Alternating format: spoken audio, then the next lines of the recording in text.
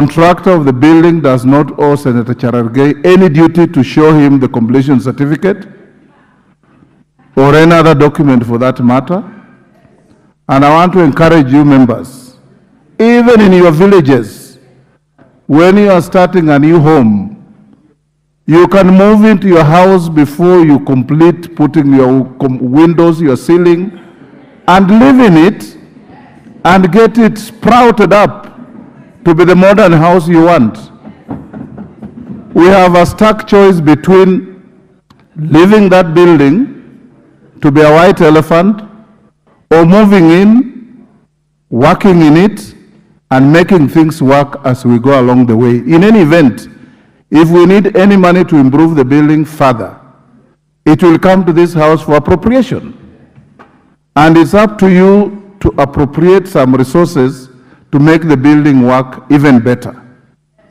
I want to encourage you members not to join what in my many public speeches I call rejectionist philosophers on the streets of Nairobi. Let's not join those rejectionist philosophers who will always say, can anything good come from Nazareth? On anything and everything. Yes, Senior Counsel Amolo. Thank you, Mr. Speaker.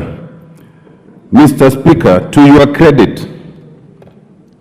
credit, it appears we are finally going to occupy this behemoth that has remained with us for some time.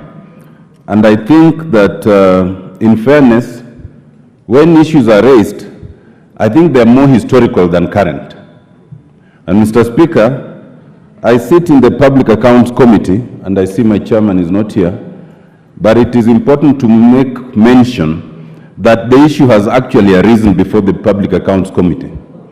My only therefore contribution to this, Mr. Speaker, would be that perhaps we might consider giving a communication to refer any such matter so that it finds its proper home in the Public Accounts Committee to be considered alongside, and I see my colleagues in the Public Accounts Committee, some of them are here, so that there's a forum for ventilation away from the streets, what you call the rejectionist, those very many English words, but away from the streets, to at least a proper forum within Parliament, so that anyone with any issue, whether it's positive or negative, might actually find a proper place to ventilate. But Mr. Speaker, speaking for myself, the fact that finally, we are likely to occupy those offices is a good thing.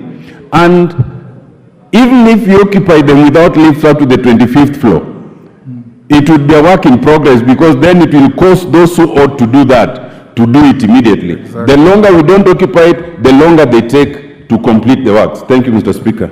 Thank you. Mama Zamzam, I'll give you. Asante sana Mheshimiwa Spika, na mimi nataka kuchukua fursa hii Mheshimiwa Spika, niwe hapa chini. Sasa tuna ofisi nzuri sana Mheshimiwa Spika. Kwa hiyo wewe usichukuliwe vingine, usitetereke, wasikusumbua akili. Wewe kaa hapo kama umekita, tufanye kazi, tujenge taifa pamoja. Asante sana Mheshimiwa Spika. Wa maua.